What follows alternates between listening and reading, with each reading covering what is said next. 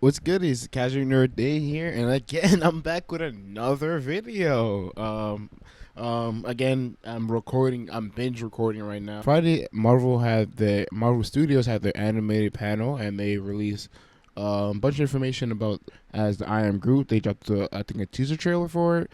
They had news for the new Spider-Man freshman year animated series that's MCU canon. But yeah, they dropped some information and some images from that series. There was also some information about XMen 97. Now, I was also out on Friday watching Nope, so I unfortunately missed some of the stuff. But like I said, I'm the casual nerd, and the professional nerds at New Rockstars made a video about all the announcements from that panel, and we're gonna react to that video. New Rockstars, I am new to the game. If you guys somehow see this, I doubt it, but if you guys somehow see this, please don't take me down. Just doing a reaction, showing love. Again, you guys are the professionals. I'm learning from you guys. I'm the casual guy. I'm trying to be you guys someday. But yeah, let's get into the video.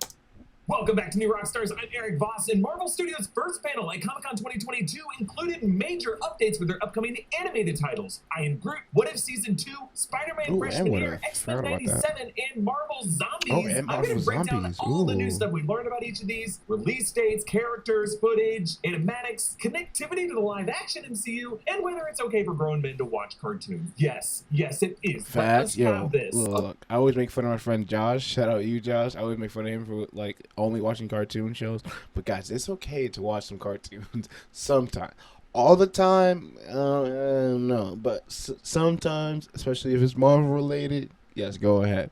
Especially with What If, and I think with X-Men 97 it might be a little bit more adultish, and Marvel Zombies 100% could be more adultish. Those stuff you can definitely watch. There, What If, couple episodes fucked me up, so.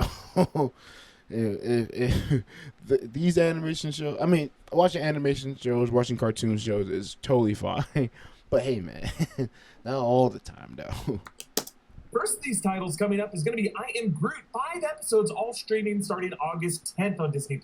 Let's react to this trailer. Here we go. All right, so I'm not going to clearly just react to his reactions of the trailer. So we're going to go and watch our own trailer reaction, and then we'll come back to this video.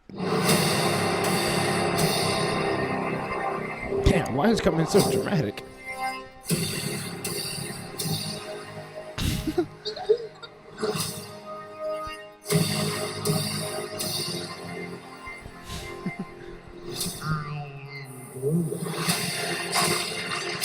Oh shit! God damn! Oh yeah, nah.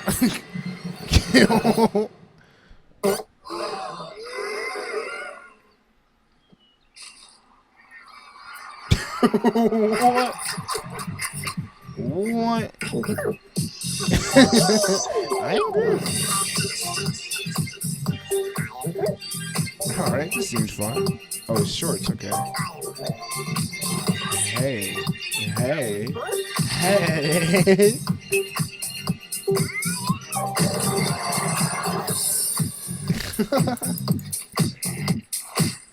Yo, yeah, that's what I'm trying to say. James Gunn is still, I heard, is still a producer on this, on the I Am Groot short series, and he always does a great thing with music. And I was damn bopping to that music just then. It's actually, I was gonna do a whole trailer reaction, but I think I'm gonna just do an I Am Groot trailer reaction. That actually looked pretty good and like hilarious.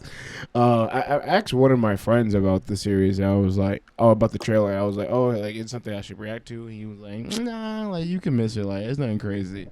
I mean, he's right. It definitely was nothing crazy, but like that was actually like pretty funny. It looks cool. The animation looks dope. Groot as a character is like hilarious, especially with Baby Groot.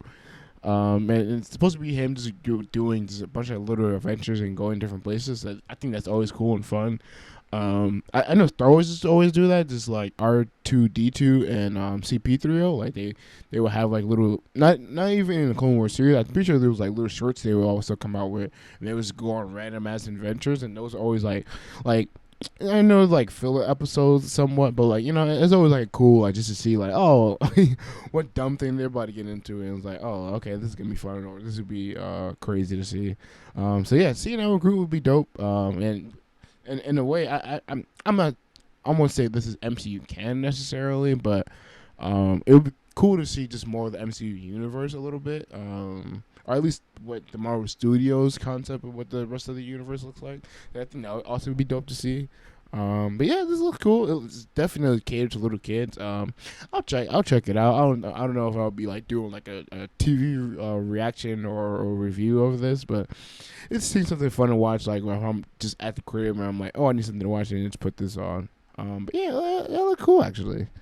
Let's get into the rest of this new Rockstars vid. Spider-Man Freshman Year. This is going to be an animated series in which Tom Holland is not going to be voicing Peter Parker. It's going to be coming 2024, which, yeah, is there even going to be a world left in 2024? This is an interesting one because it's not really clear how much it's going to be connected to the MCU. Right now, it looks like it's going to be an Elseworld in the style of What If.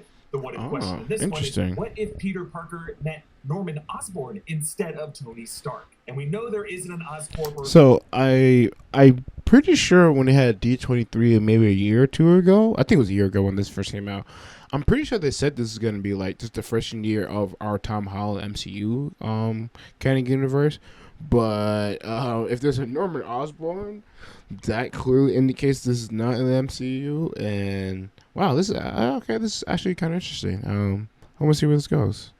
Norman Osborn in the 616 MCU based off of what Norman Osborn said in Spider-Man No Way Home. And in this series, Peter Parker is going to meet Doc Ock. And he did not meet any Doc Ock in the 616 continuity. So imagine this as an episode of What If. It's still canon in the terms of the multiverse. And it may reflect certain things about the 616 history, but it is a separate story. But in addition to a new version of Norman Osborn, we're also going to have Harry Osborn in this show. Charlie Cox is going to voice Matt Murdock Daredevil, a new look of his character. We're going to see Nico Minoru from The Runaways, as well as Amadeus Cho, Hulk, Lonnie Lincoln Tombstone, as well as Scorpion, Rhino, Tarantula, Doc Ock, and several other characters from Peter Parker's world. What I'm most excited to see are the versions of his suit. It looks like we're going to see the DIY suits and the web slingers before the classic Steve Ditko style Spider-Man unitard appears. And what I really love is it looks like there is a web fluid tank that is attached to the you got a whole shit going on. Season 1 is coming 2024. They have already ordered a Spider-Man sophomore year. Let's move on to What If Season 2. This is going to be streaming early 2023, so not too far away. The attendees at Hall H were able to watch a Season 2 episode, What If Captain Carter Fought the Hydra Stomper, confirming many of our theories at the end of Season 1 that the Hydra Stomper we saw inside that tank on the ship actually did contain a Winter Soldier version of Steve Rogers that might have been corrupted by Hydra. In this section of the panel, one of the producers of What If, Brian Andrews, confirmed that the version of Captain Carter we saw in Doctor Strange in the Multiverse of Madness who died was, of course, not their Captain Carter. There was some footage shown that included some interesting imagery, including a battle between warriors from the Shang-Chi corner of the universe with the Asgardians, an insane Mad Max Fury Road style road race, and some glimpses of 1602. That's the Neil Gaiman limited run of the Marvel Comics that is set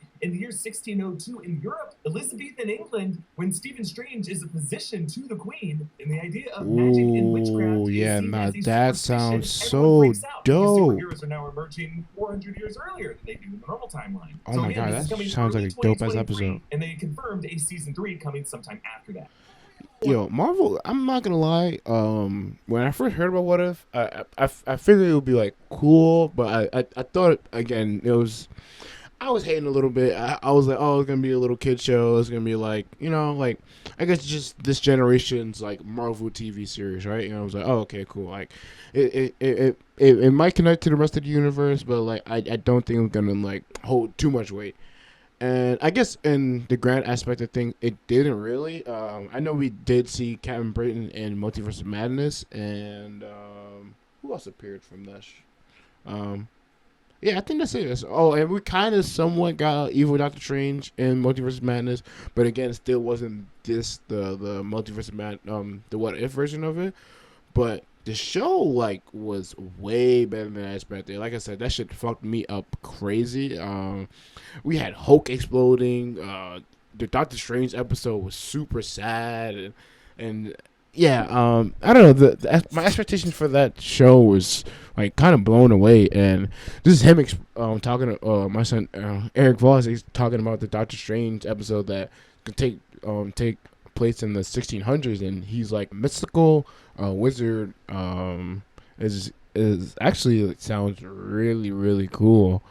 Yeah, I'm really, and he's the physician of the queen, so it's like he kind of gonna know everything. Yeah, I'm actually really excited for that episode. They're doing really big things, and a lot. I'm pretty sure. I don't know if Eric Voss said it in this video, but I'm pretty sure this season is gonna influence or revolve around a lot of Phase 4 stuff too. So I'm also excited to see some of those episodes. I'm geeked for What If, man. Keep going. Right? It's not just me, but unless you're a billionaire playboy with freakish engineering chops, Tony Stark, Bruno, just kidding, you're not a billionaire. We got to talk about X-Men 97. Yes, Season we 1 do. is coming fall 2023. Season 2 has also been ordered. This is going to pick up with the Fox Kids X-Men animated series from the 90s that I grew up with and still hold close to my heart. Now, the big headline here is that if you watch that series, it ends with Charles Xavier going to space. So shout out to you, Dad. Put me on to the X-Men movie, X-Men series. Magneto leading the X-Men. He's got long swooshy hair, he's jacked, he's got a big M on his chest, and I can't wait to hang out with him. This costume looks like the Uncanny X-Men number 200 era of the character. So the lineup includes the ones you remember from that series. You got Rogue, Gambit, Wolverine, Jubilee, Cyclops, Storm, Jean Grey,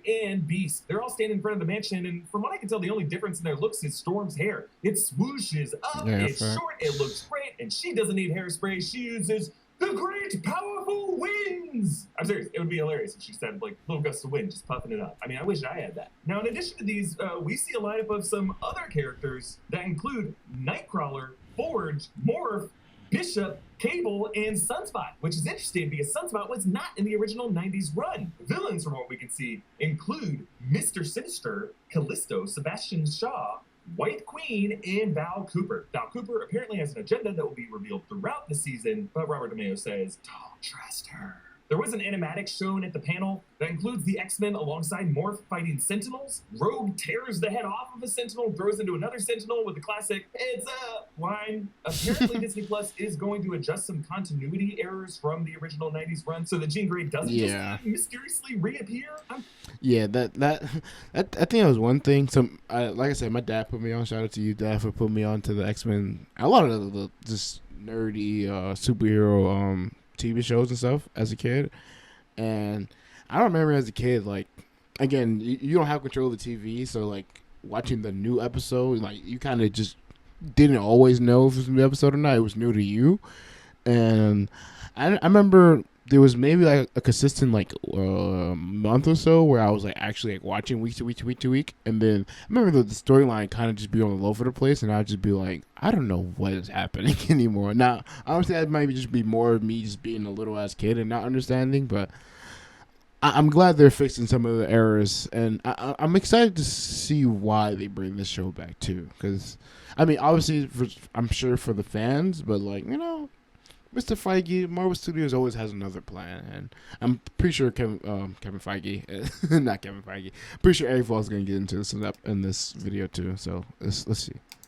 Super excited for this one. Again, coming fall 2023. All right, now let's move on to Marvel Zombies. This is being written by I'm actually excited for this too, especially after that one episode. Marvel Zombies comics, which loosely inspired the episode of What If Season 1, in which several of the characters were zombified. So this is going to follow a ragtag group of heroes that includes some surprising faces. You got Shang-Chi, you got Yelena Belova, Jimmy Woo in a surprising survivalist outfit. You got Kate Bishop, you got Kamala Khan, you got Katie from Shang-Chi, you got Red Guardian from Black Widow, and you got Death Killer from Shang-Chi. All these heroes banding together to fight a lineup of zombified Marvel heroes that include Okoye, Hawkeye with a bunch of arrows sticking out of him, Abomination with an interesting form of zombification on his body. You got Zombie Captain America with no legs, Zombie Captain Marvel, Zombie Wanda Maximoff, looks like Zombie Ghost. Remember, we don't know what happened to Ghost after Ant-Man. Yeah, I was like, who's that other one? Giant Looming figure, maybe a zombie giant man, or a zombie Thanos, or a zombie Hulk, and there's several zombies with spears behind them. It looks like one of the settings may be zombie Wakanda, as we saw in the final moments of that What If episode. Oh yeah, that is how the episode ended. Pseudo zombie Icarus, who because what the fuck cannot become a full zombie. He's just constantly in a state of dying and living, which is how I really feel. The constant state of dying and living. We're always Eric. dying. We're also slowly living. Last step forward, last step empty. You decide. Marvel Zombies will What premiere a bit. sometime in 2024. So those are all the major headlines coming out of Marvel It's the man I Studios' aspired to first be, panel guys. covering their animated titles. New Rockstars throughout this weekend will be doing a mix of coverage. We're gonna have live episodes of The Break Room that cover this information as it drops and reacts to it in real time. That includes the big headlines that are gonna come during Marvel Studios' live action title panel, where we're gonna get updates about Black Panther: Wakanda Forever and a number of other things. Yeah, I'm excited for all the stuff. Like I said, my dad put me onto the XMen series as a kid, and watching it like occasionally on the weekends and stuff. It's cool. What else did we hear about? Marvel Zombies. That one episode, What If, was really, really good. So I'm excited that they're expanding a whole show based on it. And I heard in the Marvel comics, the Marvel Zombies, it's crazy. So if they're doing a whole series on it, that means they really want to get in that bag. So I'm excited to see that. And we see a lot of the Phase 4 characters actually more featured in that. So that's definitely dope to see. They're loving that.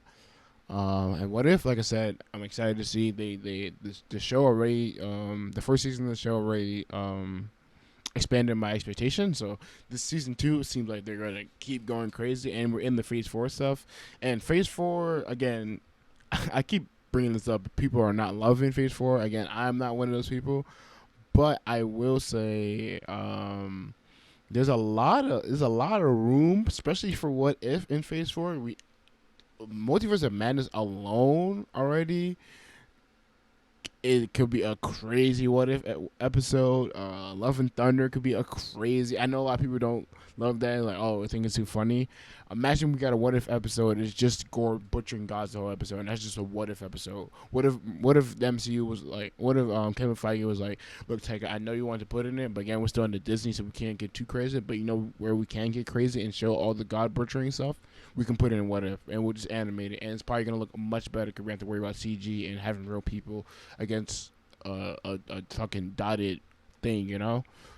So yeah, guys, like, don't worry. Whatever you were missing or whatever we thought we were missing in Phase 4, we're gonna get in What If. I'm confident in that. And Spider-Man, I was coming in thinking it was gonna be connected to the MCU. It seems like it's not gonna be, and I don't think that's necessarily a problem. I think it will still be dope to see. And again, we're getting Norman Osborn. We're getting a lot of the traditional Spider-Man villains. And I wonder why Sony's letting them have a lot of this. I wonder what the deal really came out to. I know I guess they figure like, okay, Spider-Man Homecoming, $1 billion. Spider-Man Far From Home, $1 billion. We put Toby and Andrew in Spider-Man No Way Home, billions of dollars. One of the highest grossing movies of all time. So I wonder if Marvel is like, look, you see what we're doing with actually, maybe, yes. I was getting to the point of, oh, you see what we're doing with live action. Imagine we could do with animation, and I'm pretty sure with like the most recent Spider-Man animated series, Kevin Feige was a producer. At least him or Josh Whedon. I know they were like the early Marvel directors and the MCU directors and like producers and team were heavily. Is Pete Alonso? Yeah, a lot of like the early MCU like produce. I mean, some of them are still around. Not Josh Whedon, obviously. God, man's a terrible person if you didn't know. But yeah, a lot of them like worked on a lot of animated series. I wonder if that also played a part in like them bringing back Spider-Man and Tom Holland and letting the MCU kind of rock with the stuff. But yeah, I'm excited to see that too. But yeah, this is my reaction to I Am Groot, fucking the new Rockstar video, all of it.